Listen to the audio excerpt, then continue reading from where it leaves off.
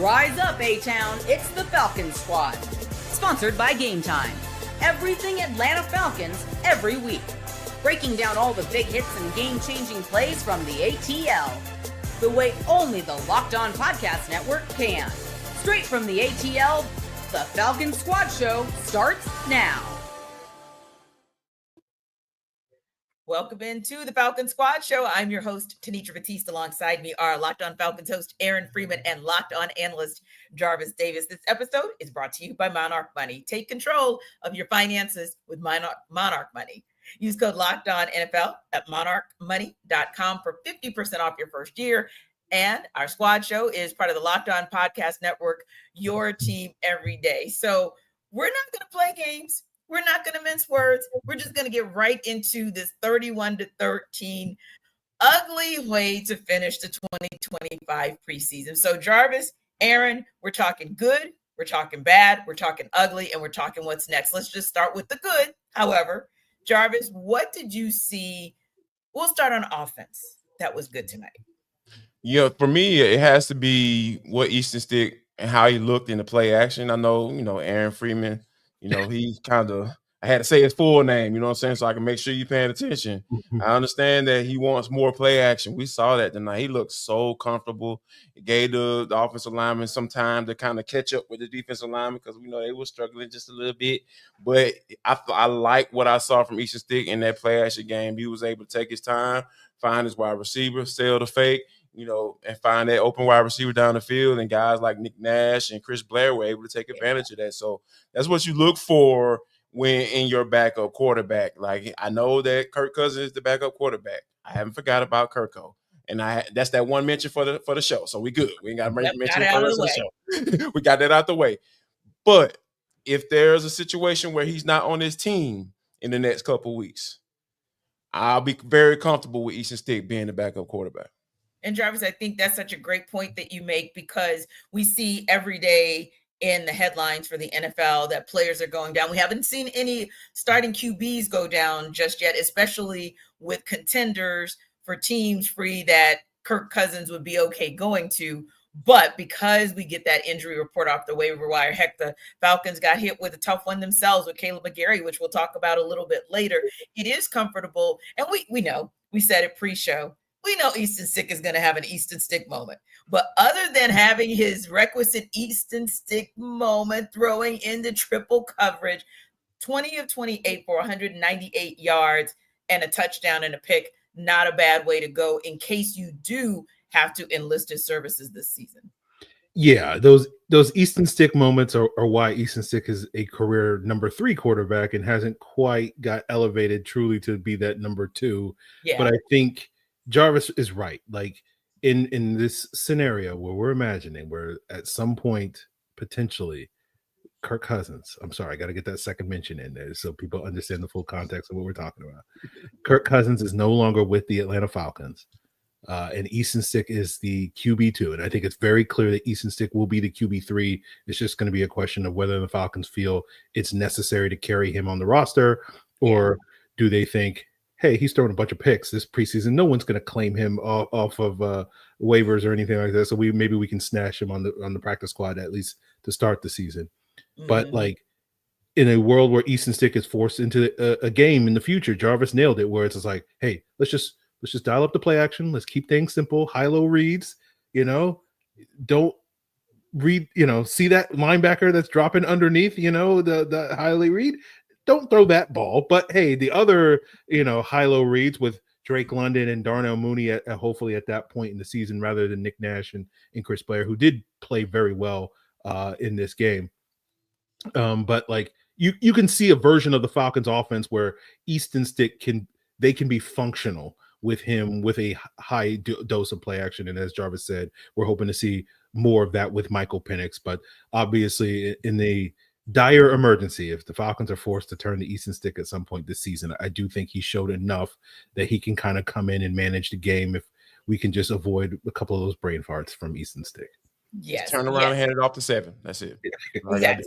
Yep, because we will only be breaking glass in case of emergency when it comes to Easton Stick. But I think you guys called out another nice night that we've seen from Chris Blair and even from Nick Nash. Both of them had 6 receptions. Nick Nash for 87 yards, Chris Blair for 65 yards. So I think we also like what we saw in the receiving core. And we've seen that consistently, especially from Chris Blair, JD, throughout the course of the preseason.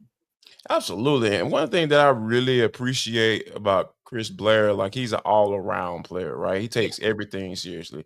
Yeah, the catch isn't cool, the yardage is cool, being able to adjust to the ball and tweak your body to be able to, make certain catches and all that stuff and be able to beat man-to-man coverage. That's all great. But I'm talking about he does little things that making sure you're getting downfield to block for his teammate after his teammate caught the ball. Like those are the type of things I feel that will get you consideration, over someone that might be on the 53 man. If they saying, okay, you know what, this guy right here who's right at the bottom rung of the 53, he's a solid player. He's done really well for us, but what are some of the intangibles that he does or brings to the table that's going to help us not only on offense but help us on special teams as well?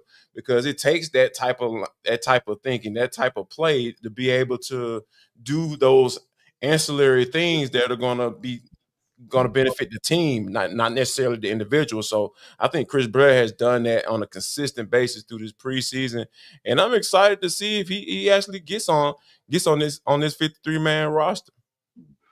Yeah.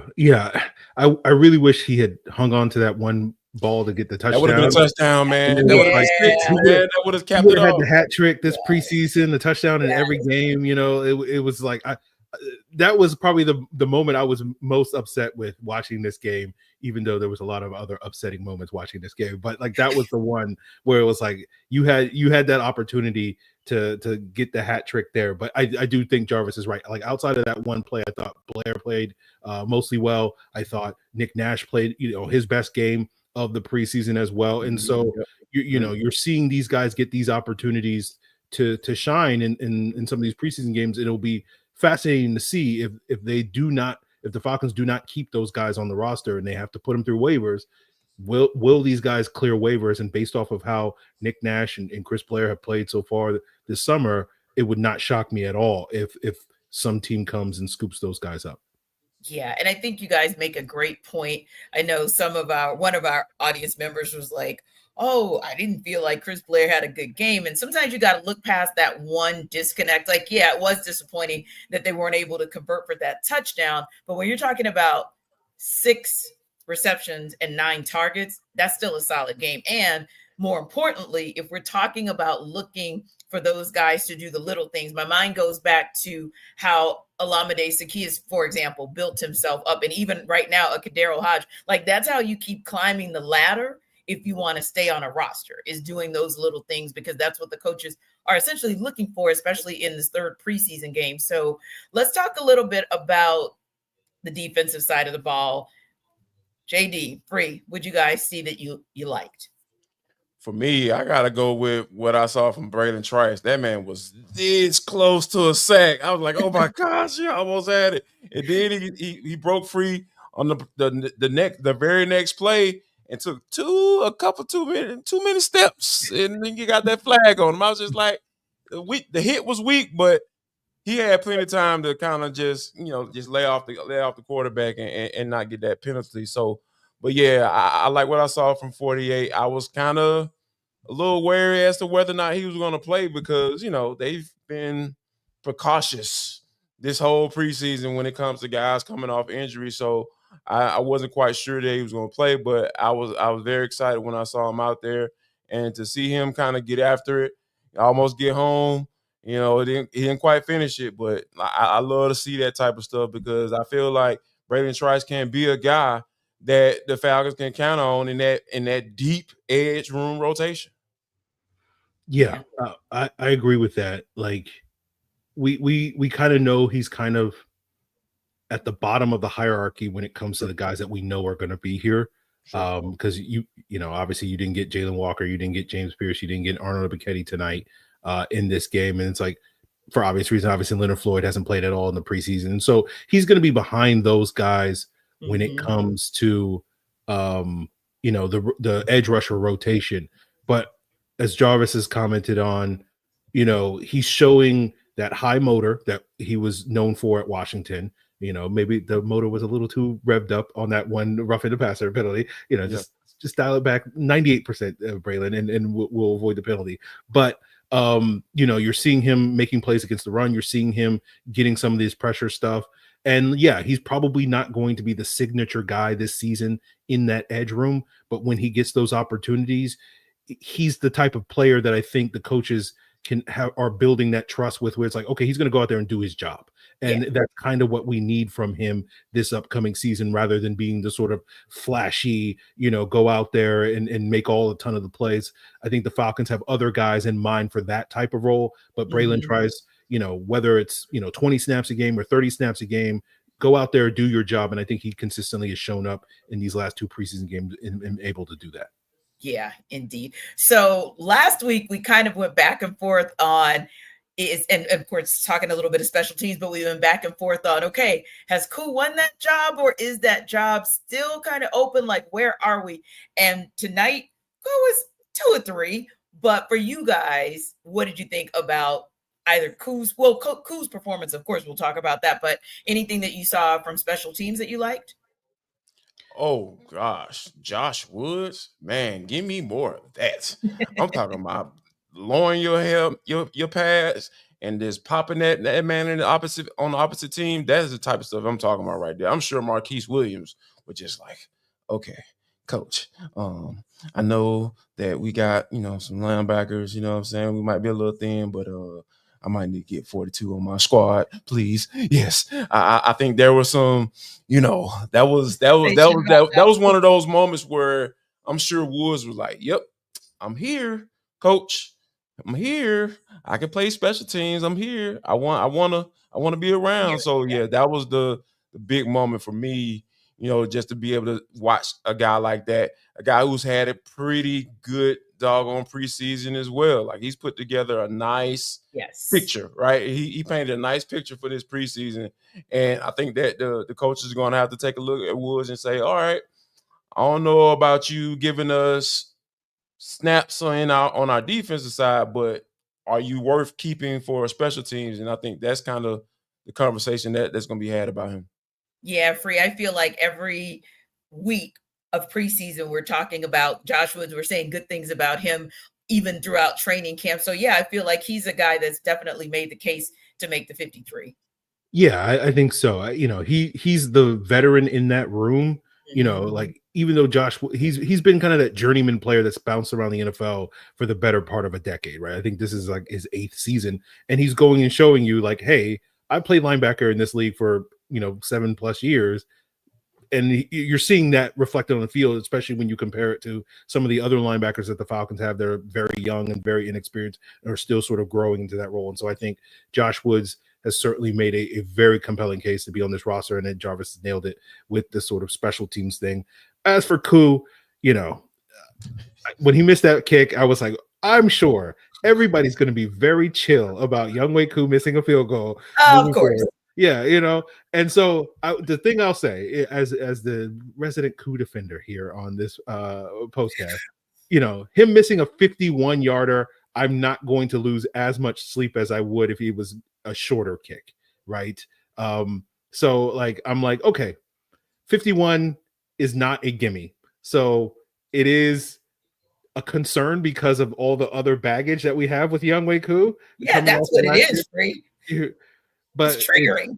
Yes. And so it's like, but in isolation. And so again, it's just shortening the leash on Younghoe Koo at this stage in time. And so I'm just like, man, Raheem, why couldn't you just put Lenny Craig in this game so we didn't have to have this conversation? We could have avoided you refuse to play most of these players in the preseason, but somehow you were like, you know what? You know who needs to work? Younghoe Koo. And it's just like, we could have just easily avoided this situation if Lenny Craig had just gone out there and kicked field goals.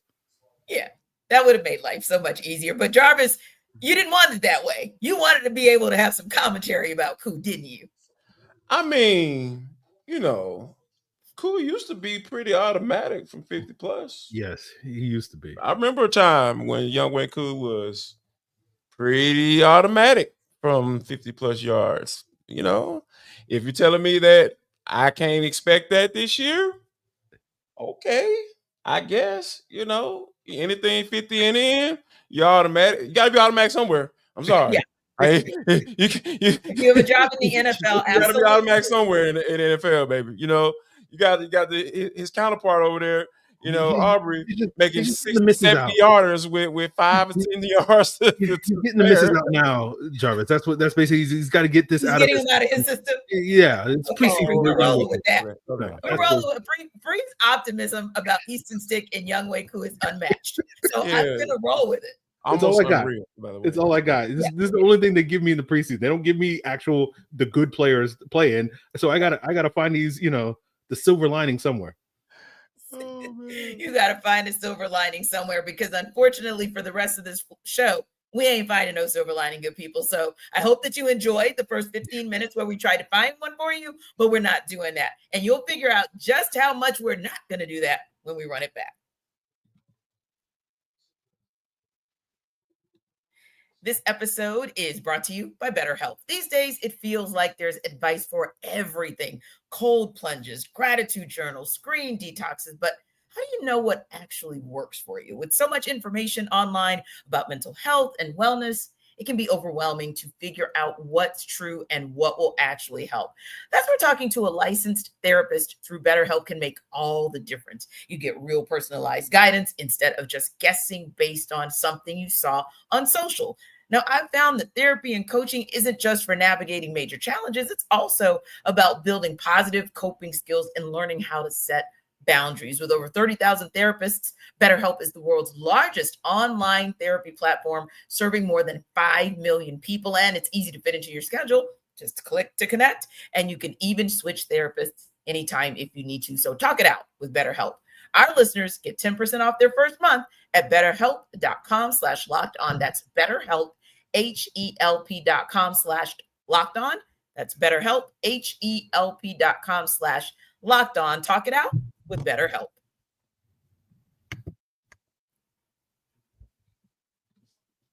All right, my guys, time to flip on to an area where Free likes to go into his dark corner. So I'm going to let Free go to his dark corner and talk about all the painful things, but not all. We're going to save the ugly Kaleb McGary situation, injury update. We'll save that for ugly in seg 3. So let's start with just the bad, Free. What was the bad on offense that really got under your skin tonight? The running backs had their moments. I think that was all the running backs, though, because the offensive line continues to be unable to get any movement. And when they needed a yard, man, they could not get a yard to save their life. Like I think they had like a 3rd and 1 conversion, and like Jashawn Corbin like barely converted. It was barely. It was like by this much he converted that thing, and it was just like, this thing is going on. And you know, Javon Gwynn, shout out to Javon Gwynn. You know, he's done an incredible job over these last 3 years as a 7th round pick. You know, just taking money from the Atlanta Falcons, because my man has not shown any progress over these 3 years. And you know, Dwayne Ledford can't get him right, and it's just like, just tough. Like, you know, Jake Hansen gets in late in the game. He goes down with an injury. Javon Gwynn comes back in the game. And then is it a coincidence that the Falcons couldn't punch the ball in from like the 3-yard line on like 3 tries or whatever it was? And it's like, Javon Gwynn, this backup center position, because if he's one twisted ankle, one rolled up ankle away from replacing Ryan Nuzul, like it's going to be real rough this upcoming season. You know, already down Kaleb McGary. Like the Falcons got to do something at this backup center position. Yeah. You know, and so that to me is what really stood out once again. Though the second string offensive line continues to struggle. Yeah, and you think about, like you said, down Kaleb McGary. We'll talk about that again, give you guys an injury update on him. Jarvis down Storm Norton. And it just starts to get a little bit scary. I mean, it makes sense because at first I'm sure we were thinking, okay, who is Raheem Morris going to play tonight? He chose not to play Elijah Wilkinson, chose to play Jack Nelson, Brandon Parker, taking the tackle reps, if you will. But you can understand, because as bad as it looked tonight, as bad as it's looked in the preseason with the second unit, I mean, Jarvis, can you imagine what little good you get out of the backups at each position if they went down? Oh gosh, it would be absolutely awful. That's why I wasn't surprised that they decided not to play Elijah Wilkinson, because he's your only hope at this point. Because we've seen Jack Nelson play right tackle. Now, granted, he has looked like a 7th round draft pick, as Free has eloquently laid out in these Falcon Squad shows. But you move him to left tackle, and then you flip Brandon Parker over to the right side, and it looked like that was the first time that they ever have done that before. And I'm just like, oh my gosh, those guys were just getting beat. Yeah. Just beat, especially on the pass rush side. That's why I was surprised that Easton Stick was able to even make completions. That's why you saw a lot of the play action, because you had to slow that rush down somewhat, because they needed some help. Hit me, please, hit me. Yeah. Like that's what the play call was. Like that was. I heard Easton Stick say that in the huddle. You heard him send help. You heard send help. Hit me, please, hit me, please. So yeah, that was the thing that just really just stood out to me. I was like, it was Elijah Wilkinson, not playing, but the result of him not playing was flipping your young guys and having them just out there just free balling and supposedly free balling. Like they were just out there in the wind, and it was just going wherever, and they didn't know where it was going, and they didn't know how to keep somebody from going past them. They were just willy-nilly. Yeah. You know what I'm saying? I don't know if you ever been willy-nilly before, but hey, it was willy-nilly. Yeah. I don't really do willy-nilly very well. So for me, I can tell you that's a source of utter frustration and confusion, because I just don't understand how you do your job like that. But Curtis Case had I can't know. But Curtis Case, one of our audience members, said that he felt like the running back's vision was horrible. They kept running into the O-line. But for you, Free, and JD chime in too, did you feel like that was more of a bad on the part of the O-line, or more of a bad on the part of the running backs? Because we haven't talked about them just yet. I thought it was more the O-line. I thought like when they were trying to run outside zone in this game, and the whole point of outside zone is everybody's got to, you got to get around the guy and seal the guy inside so the running back can get to his gap and then make his downhill cut. And it's like, ain't nobody getting around the guy. So he's just trying to get over there, and then the offensive lineman is getting pushed 3 yards in the backfield. So that's why he's running into the back of the guy. And then some of the in-between stuff, it's like when you're running in between the tackles, it's like you need that interior guys to get some push. That's the whole point. They got to get some push up the middle, and no push and whatnot. So I thought once late in the game, you saw some nice runs from Elijah Dotson when he was able to get in space. I thought Jashaun Corbin had a couple of nice runs. Nathan Carter didn't really do a whole lot in this game like he did last week against the Titans. So to me, and again, obviously I'll rewatch the film over the weekend, and maybe I'll revise the opinion. But watching it live, it just felt like there was really no room to run in this game. Yeah. And then there was one time in the game where Jashaun Corbin got the ball. It was kind of like a semi-draw type play, and it was 3 defenders in his face when he got the football. I mean, I know there are some different type of schemes when it comes to NFL, but for the most part, when you're going from college to the NFL, the schemes are pretty much the same. The calls are different, but I don't know a call where it said, hey, man, let him go free and the running back go. And 3 guys say that, you know what I'm saying? Like you might let an edge defender go like, yep, we ain't worried about him. He's not going to make that play. Yeah, You can't say that for 3 different guys. And when you think about how, as a running back, how defeated you have to be, and when you see something like that, when you get the ball, it's deflating. And we just saw that too much tonight. I think that, we talk about guys like Kyle Hinton, Joshua Gray, those guys are. I say Joshua Gray, I give him a little grace because, he just got, he ain't been around that long. But guys like Kyle Hinton, he been here. Just like Jovan Gwynn, you've been here. You've been under some of this good teaching. You've been getting some of this good teaching, and it ain't absorbing. You're not receiving it. You're not ingesting it and regurgitating it. On the field, it's not working because, like Free mentioned, like towards the end of the game when Elijah Dawson will start breaking off some of those runs, Gwynn wasn't in there. That was Jake Hansen. Jake Hansen was sticking to that second level on that linebacker, getting his hands on him, whoop, moving the feet, got them hands inside, running back, getting on up there. That's what you want in your center, being able to get up to that next level. But because, and you helping out your guard as you trying to make sure he got his man, he get around, like Free mentioned, he gets around on that outside shoulder. Hey man, I'm going on to the next level. I'm trying to get it. So I think that's one of the things that you have to like really pay attention to when you're looking and evaluating these offensive linemen. And I think that some of these guys, the interior guys on this second offensive line, they just haven't cut it. They haven't cut it. And shifting gears to the defensive side of the ball, would you guys? I know I don't even want to say would you guys see that you didn't like Free. JD, I'm just gonna let you guys kind of roll with what you saw on the D-line. Well, not the D-line, excuse me, the defense overall.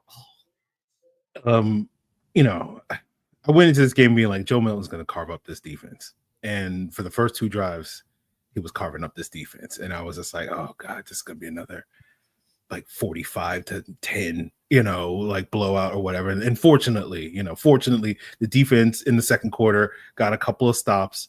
And salvaged it, but boy, those first two possessions, like Dallas was just marching down the field. Just hey, you guys gonna stop us? Nope, not gonna do a darn thing. And so, the cornerback battle was something I was gonna keep an eye on in this game.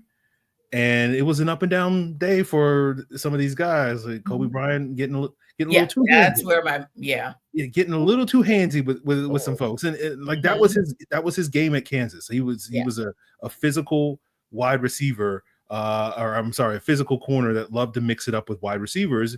You can get away with that in college because the rules for like illegal contact and DPI are not the same in the NFL. NFL, you breathe on the wide receiver wrong, they are going to throw the flag. And that's one of the reasons why I was not necessarily hyping up Kobe Bryant to the degree that a lot of people were going into this summer of like, oh, this guy's going to definitely come in and ball out. He's had his moments, but like those issues, Alford, they put him outside in this game. And it was very clear like, oh, you haven't tried this in 3 years with Alford playing outside. And there's a reason why you haven't done that.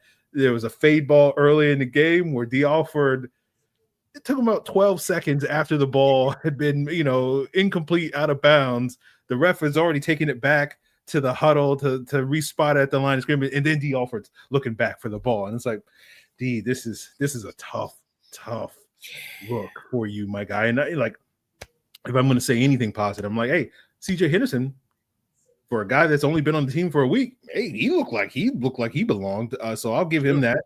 I don't recall too many instances of Natron Brooks getting exposed or anything like that in this game. But it was a rough night for the secondary. It was a rough night for the run defense. It was a rough night for the defense overall. Yeah, and Jarvis, I gotta agree with Free on that one. Just going back to something you said a minute ago.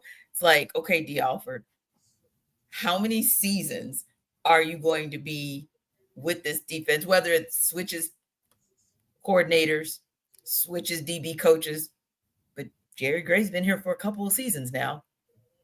At what point do you stop letting, to Free's point as well, letting the play be 10, 12 seconds ahead of you before you figure out where the play, where the ball, where everything is? Yeah, that's a tough one because, coming into this game and we didn't see Billy Bowman. No. At all. So that should tell you all you need to know. And we didn't see anyone that's been in the conversation for that starting safety position opposite Jesse Bates at all. As a matter of fact, we saw Lamar Jackson at safety. oh my gosh, he has to know that he's not going to make this team. And I'm not making fun of that. I'm just saying, like, just an observation. It's an observation. Like, he was at corner, he struggled at corner. He at safety, he struggled. He looked like Brandon Parker now. That's what he looked like. He was like, whoa, wait a minute, what's this now, coach? You want me to do what now? Play 8 to 10 off the ball? And, okay, all right, we'll figure it out, I guess. But yeah, it was that group was that safety group was not great. It was something to watch, right? Because especially like you say, when you don't have any guys that are competing to be for reps on the starting rotation, I just say that it just didn't quite fit. Like, you had D Offer on the outside, like Free mentioned. You had Natron Brooks working on the outside, but he was fine. It wasn't great, but it was fine. That's pretty much what all you ask for, because I understand what he brings to the table. So I think that this secondary needs some work. And can I talk about a play that just bothered me? Yes. Can I just let it loose a little bit? JD Bertrand, sir. Somehow I knew Free that's where he was going. I knew in my spirit. I knew it. Vaughn runs through. You got a free lick on the goal line at the 1. And he just runs through you like you're not even there. Like, that's the guy that I don't feel like we talk about enough. I mean, mid-round pick, okay, whatever. But I never saw it. I never saw what they saw in him. Like, James Pierce Jr., yeah, I understand that. But, he got some stuff he need to work on. Yeah. I get what y'all see in him. I get that. Mm-hmm. Yeah. Jalen Walker, yeah, I know exactly what y'all see in him. Bralen Trice, 3rd-round pick. I understand what y'all see in him. You get some work in, coming off the injury, all that stuff. But JD Bertrand, I don't see it. Somebody help me. Help me. I'm like Easton Stick. Help me, please. Please help me.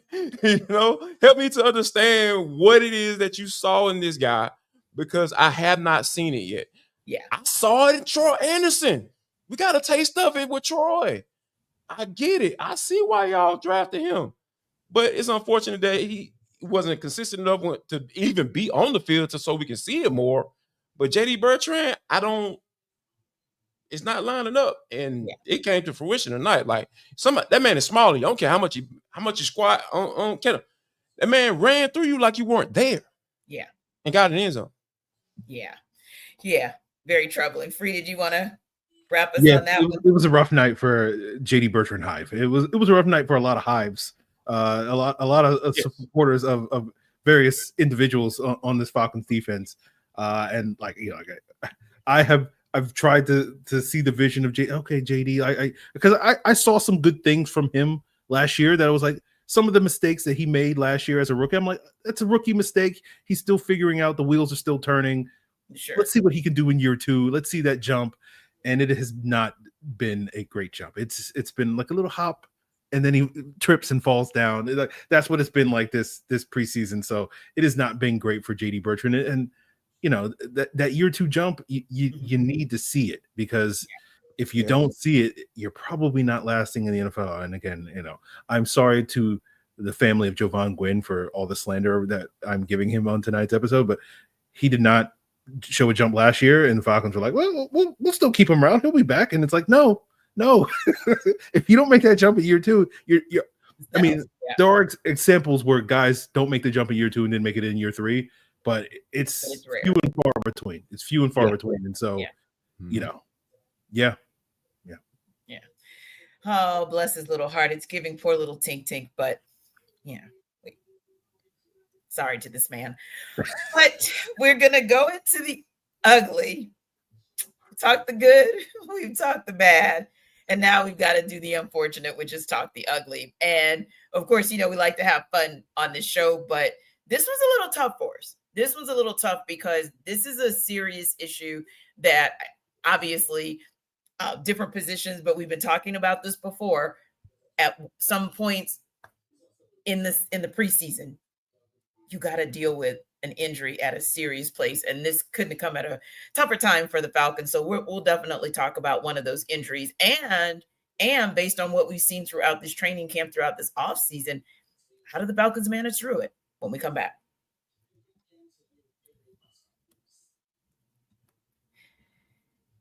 This episode of our Falcons Squad Show is brought to you by Yahoo Fantasy. It's the best time of the year. NFL kickoff is almost here, and that means fantasy football season is back in full swing. And this year, Yahoo Fantasy is turning things up with a fantasy football experience like never before. So this year, the Falcons Squad Show just might play a little fantasy, and you should too, whether you're a first timer or a veteran making your millionth league in Yahoo Fantasy. I know I've used Yahoo Fantasy for years, and the updates they're rolling out this month are wild in the absolute best way. So to celebrate 28 years of fantasy football greatness, Yahoo Fantasy is dropping 28 big new features over 28 days throughout August. Now to kick it off, they just dropped Yahoo Fantasy Guillotine Leagues, a killer new way to play fantasy football on Yahoo, whether the lowest scoring team gets eliminated each week until there's one team left standing. With the season around the corner, now's the time to get your league together and give this new mode a try. If you're more into the classics, well, you can still play in head-to-head private leagues or join a public league. So stay tuned for more killer announcements and start playing Yahoo Fantasy Football now at yahoofantasy.com/LockedOnNFL. Again, that's yahoofantasy.com/LockedOnNFL.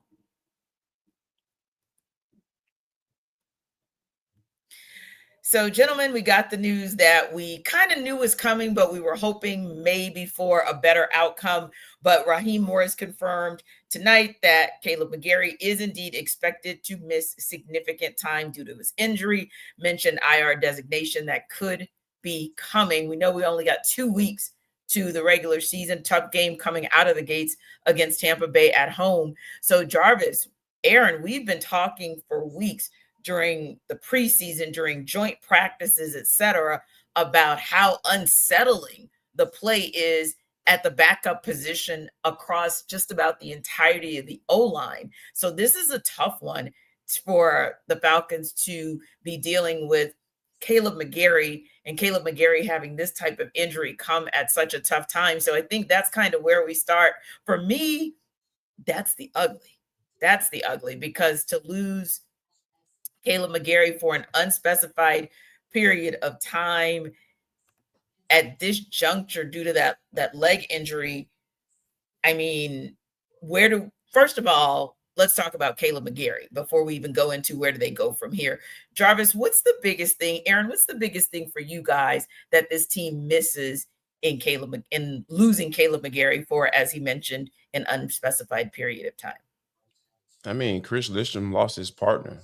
My partner in crime. Like, that's that, hey, it's 3rd and 1. We run to the right, and we don't care if y'all know. I mean, that's what it is. Do something about it. And that's the unfortunate part, because we've been spoiled a little bit when it comes to those guys, right? They've been fairly healthy. Now, Kaleb McGary has had his issues in the past, sure. But when you think about just overall, he's been pretty consistent, when when it comes to being on the field and being out there with 63. So I think that he has been criticized sometimes a little harshly, and I can admit that I was part of that crew too. I was leading the charge on that. But when you talk about what he brings to the running game, like just the old school physical, I just want to line up and just mash you. I know it's an outside stone scheme, but there's ways to mash. There's the ways to look for some work, like I always talked about. When it comes to those type of offensive linemen that you want to have on your team, he's that type of guy, and his teammates understand that. It's not just me saying that. It's not just Free saying that. It's not just UT saying that. Like, the guys that play with him on the field saying, "Hey, man, that dude gets after it. He's one of those dudes when it comes to being on the field. I know he's a little awkward sometimes. He's from the sticks in Washington State, but hey, that's what you get from a guy like that. And I think that, for him to get the nice, bump in salary, get an extension and all that stuff, and it's just like, man, like, that's the part that just really sucks about it. Yeah. You're just like, man, this was something that you were counting on. This was a group that you were counting on to be there, right? Because you were probably expecting some injuries to come from somewhere else, on the defensive side of the football, or in the wide receiver group or the tight end group, that type of thing. Because those guys have been there. We're spoiled by Jake Matthews. Oh, no question. We're so spoiled. Bergeron has been super healthy since he's been coming to the league, and you're expecting him to take a jump as well. And, you got Ryan Newsom stepping into the fold, who was a solid backup for you, came in and started 8 games for you. And to the tune of Drew Dahlman, they paying you how much? Okay. All right, cool. We'll see you. All right. Bring in the lefty. Give me the lefty, baby. You know what I'm saying? Like, and everything was supposed to keep rolling. But when you have this type of injury, and then, given how Raheem Morris spoke on it after the game and said he's probably a candidate for IR, that ain't good. That ain't good at all. Yeah. What I'll add is, on that note, this is what Raheem said about DeMarco Hellams last year. He's going to miss significant time, and DeMarco Hellams didn't come back at any point during the season. So at this point, I'm just going to assume that Kaleb McGary's out for the year. Now, hopefully at some point we'll get an update and we'll hear some good news on that. But I'm just going to assume for the time being, based off of past rhetoric from Raheem, when a guy is going to miss significant time, that he's done for the year. So the reason, as Jarvis said, it's about the run game, right? We focus on Kaleb McGary's limitations as a pass protector. He's come a long way from where he started out there, but he's never going to win any beauty contest when it comes to his pass protection. The thing that he does best is his run blocking, and the Falcons already were going into this season with questions about their run blocking, because we spent the entire offseason talking about, is Ryan Newsom going to be as good as Drew Dahlman was in that area of the game, right? And so we still don't know, right? We're still optimistic. We're hopeful. By all accounts, Newsom's had a great camp, and everybody's sitting here singing his praises, about how great he is at pickleball and how, newsflash and all this stuff. And so like we're sitting here optimistic. I'm like, hey, I'm firmly on Team Newsom at this stage, because I gotta be. He's got to step up. Bergeron's got to step up. We know what Jake brings to the table. He's kind of the opposite of Kaleb McGary, where very good pass protector, not necessarily always going to bring it when it comes to the run game. And so you kind of need, hey, Jake, we kind of need you to kind of step it up, because as Jarvis said, it's like when they needed to get a yard, it's like, well, we know where the ball's going, right? And they were able to get a yard. And now you're probably not going to have that with Elijah Wilkinson or Storm Norton or whoever the Falcons bring into the building with that combination. Not to mention the trickle-down effect it has in pass protection. Now, we can sit here and say, okay, we're going to put chip help on that side of the ball and give Elijah Wilkinson as much help as humanly possible. But, defenses can be like, okay, well, we'll just drop that guy in the coverage and we'll bring pressure from the opposite side, and there's ways to scheme around that. And so it's not just an automatic solution where it's going to be a non-factor because we'll just chip on that side. It'll help. Don't get me wrong. It'll help. And then the other thing that, was underrated about Kaleb McGary and Chris Lindstrom, that combination, was stunts weren't really a problem for those guys because of all the work that they had put together over these last, 7 years, that communication.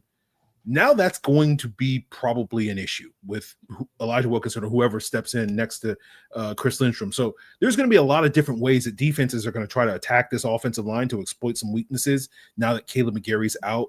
And then there's already question marks elsewhere where it's like, are we going to have this sort of pop in the run game? So, I'm not trying to be doom and gloom or whatever, but it is one of those things where, this offensive line where before, 4 days ago, we were like, man, this thing is going to roll and we're going to be fine. And now it's like, there's all types of turmoil and it's so many questions now. And how do the Falcons deal with it? And again, this is just how football is. It's a game of adversity. It's your ability to respond to adversity on a, ain't nothing more adverse a situation than, some 300-pound human being trying to rip your head off. So like, well, I'm sure there are more adverse situations, but, as far as we're concerned, that is as adverse as it gets. So it's one of those things where your success and failure is really about how do you adapt to these issues, because absolutely. Raheem can sit here and say, I'm going to mitigate injuries, but injuries are going to happen. And so you're going to have to adapt to that. And now the Falcons are forced to adapt to that. And there's going to be a lot of challenges that they're going to have to overcome now with Kaleb McGary out of lineup. Yeah. And Jarvis, when you look at it, and of course, something for us to think about, and I'm sure we'll hear more about it in the next couple of days, but do you feel like the better way for this Falcons team to go is to look in-house with the roster? And when I say it's currently constructed, just meaning who's on this current roster, obviously ahead of the 53-man cut, or do you feel like, hey, there's really nobody available to be even in the ballpark of what Kaleb McGary does, so they're going to have to go outside? I think, and Aaron and I talked about this on Locked On Falcons, and I think that, he brought up a good point. I feel like we came to the conclusion that if it's significant time, like we're talking about out for the season, get on the phone. And Elijah Wilkinson's right now, that's your immediate answer. Sure. But if you're talking about him being out for a significant amount of time, the season, that's when you have to make the phone call and at least see what's out there. Because if you're going to get Storm Norton back in 4 to 6, 6 to 8, and Elijah Wilkinson goes out there and just stinks it up, like that's those pre-phone calls that you make right now are probably going to turn into some hey big head Texas, like, hey man, I got an offer for you. We need a little help, at Easton Stick, saying like they help me please. We need a little help me please over down here on that right side of the offensive line. So I think that right now Elijah Wilkinson is the answer. Yeah. Right. And then as we get more information, get the confirmation as to whether or not Kaleb is going to be out for the season, I feel like you start making those phone calls now, because if I'm them, I'm not comfortable with Elijah Wilkinson at 17 games right now. Now, he may surprise me. He may go out there and be fine. But right now, in my mind, visualizing where this team wants to go and what the foundation of this offense is going to be, which is to run the football and play off of that with the play action with the doggone water hose of a gun that Michael Penix has. Like, they ain't gonna be falling for that play action if you're averaging 2.5 a carry. So true. I can tell you that much. Yeah. Those linebackers gonna be just like this, waiting. They ain't gonna come up not 1 inch if you're not running the football successfully. So I think that the Terry Fontenot's in a space where, get on the phone, you have an answer. So that's good. That's roster building, right? That's roster construction. So kudos to you. You have an immediate answer, but I would start making those phone calls right now.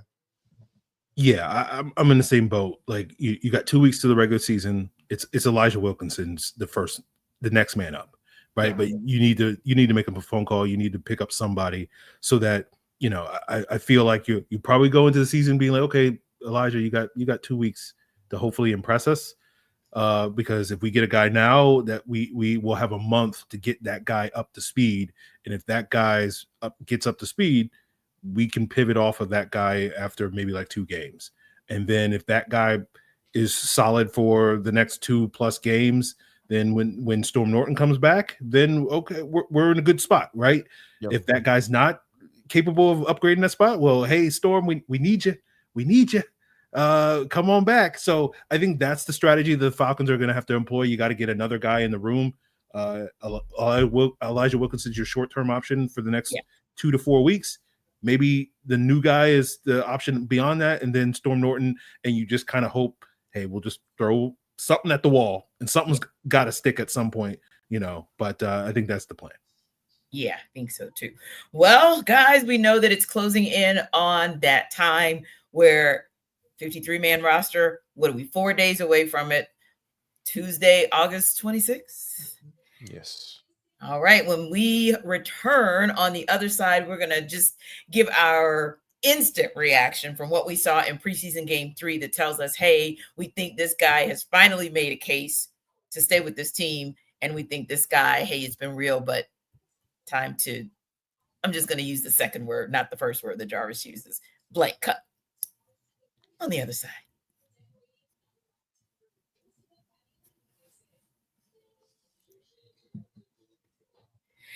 All right, Jarvis, Raheem Morris and Terry Fontenot have some tough decisions coming their way early next week. They've got to cut this roster down to 53 men in preparation for the start of the regular season. When you look at preseason game 3, or look at preseason overall, training camp, joint practices, everything that's been encompassed these last, say, 4 to 5 weeks, who for you has made the case for himself in terms of maybe that person being on the bubble or that player being in a position battle? Who's made the case to say, hey, I think you won? I will circle back and I'll go with Chris Blair. That's my pick. He's a guy that, like I said, he's done all the little things.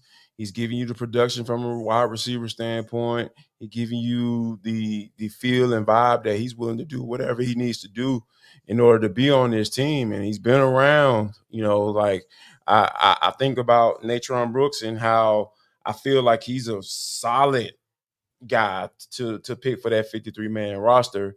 And he's had to go through some cuts. He's had to, be on the practice squad and then get brought up last year. Those are some of the things that I feel like Chris Blair has gone through and experienced, right? We've seen him progress since he's been here with the Atlanta Falcons. So I think he's a guy that has made a serious case to say, hey, guys, I've been here. I've been consistent. I've been, I've done whatever you asked me to do. So I feel like I've done enough this year to make a good case to be on this roster. How about you, Free? Who for you has stood out and really, really put forth their best effort and said, hey, I'm making a case to make this roster?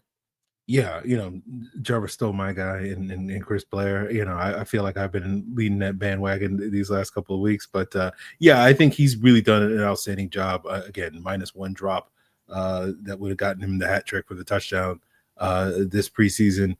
He's been a guy that has shined. But, it is notable to me that he played, like 3.5 quarters tonight. And I don't recall seeing David Sills out there tonight. And so that kind of tells you, like, that was one of those things that we went into the game, like, who are these quote unquote bubble players that aren't going to play tonight? And that will kind of tell you that, again, you never know with Raheem, because for all we know, that these guys could be hurt and he'll never tell us. But, that part. It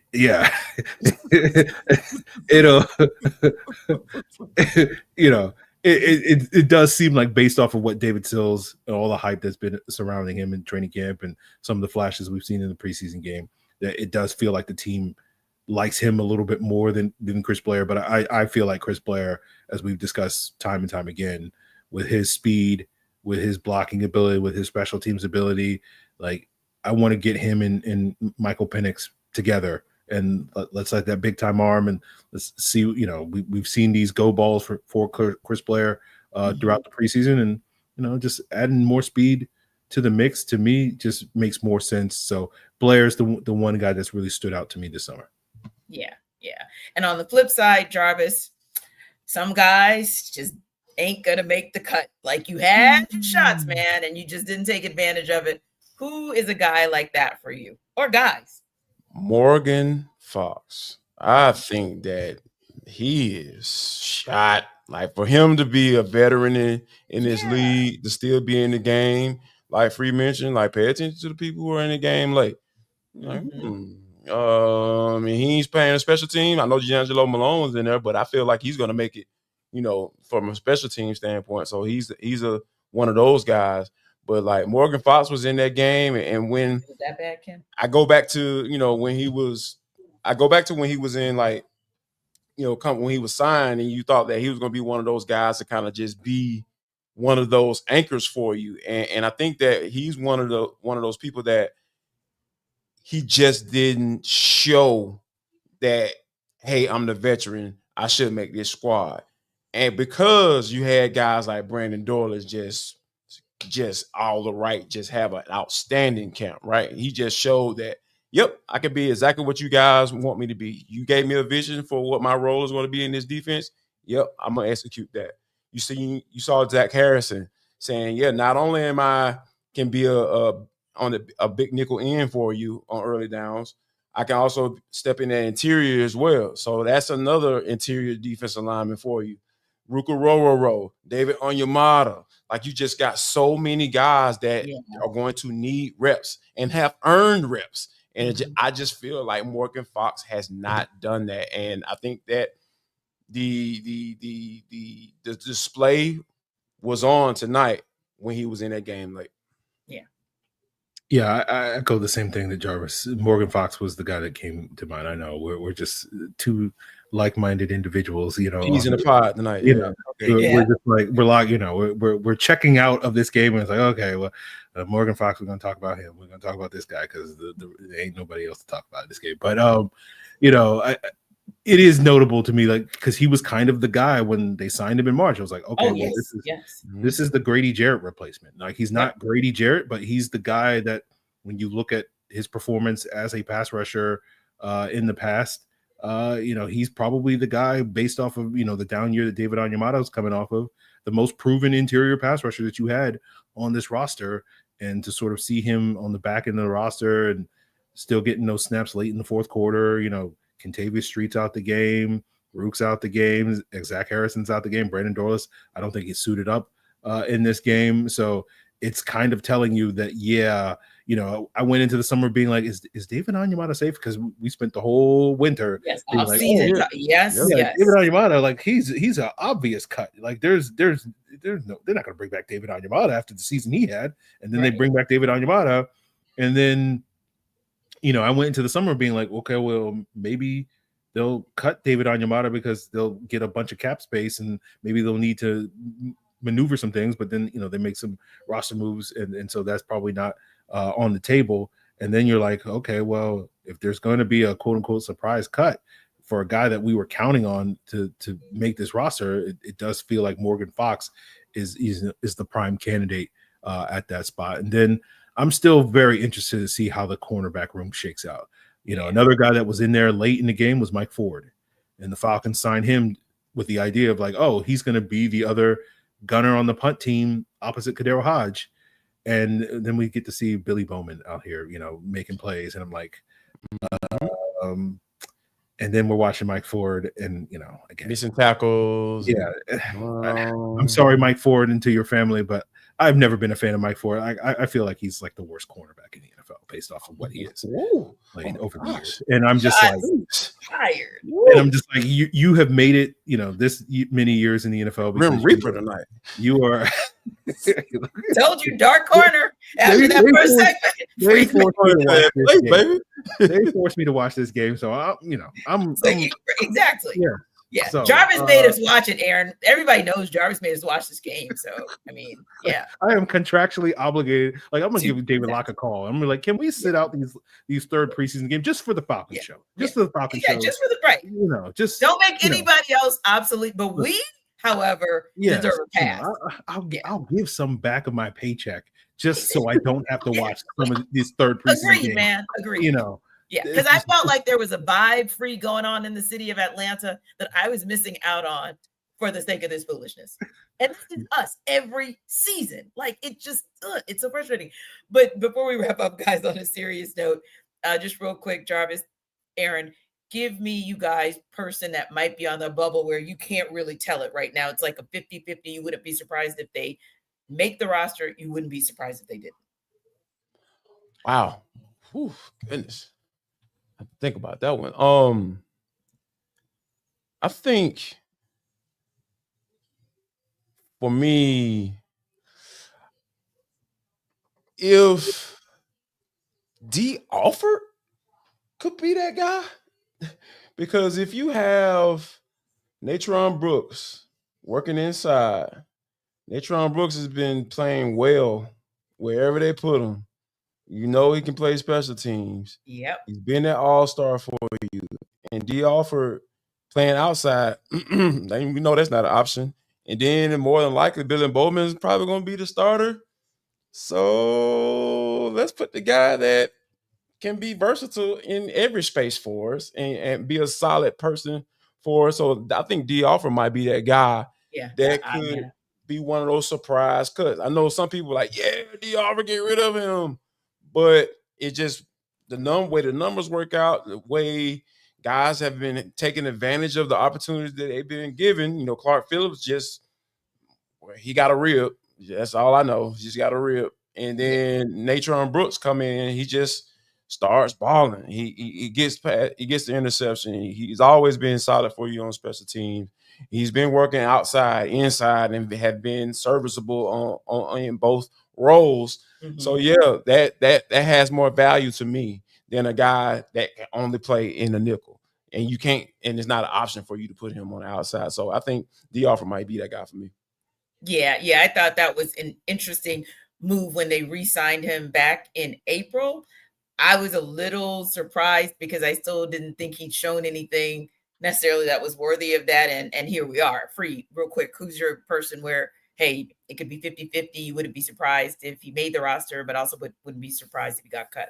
I'm very curious about this running back room because I feel like you got flashes from all these guys, and I think you can make a case for any one of these guys. And then meanwhile, Carlos Washington, who was the front runner going into training camp, has not been there because he's been hurt. And so I'll take it from, I don't know if there's one guy that I'll say, okay, this guy's on the bubble, but I feel like this run, we were going to focus so much on what the offensive tackle help that the Falcons are going to bring in, but I feel like the Falcons might be looking for a third running back that can, maybe come in and solidify that spot just because, again, no fault to the running backs in this room, but they just didn't get the opportunities to impress this summer. And so I do wonder if the Falcons might be shopping for a third running back too.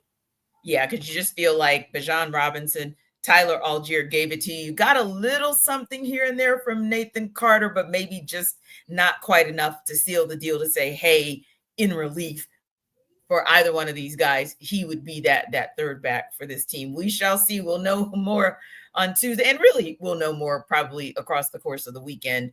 And certainly you guys can join us Monday for the Squad Show, and we'll react to that. But thanks to our everydayers for making the Falcons Squad Show tonight your first listen of the day. Next up, head over to Locked On Falcons, where our guy Aaron Freeman does more of a deep dive into tonight's game. We will see you next time.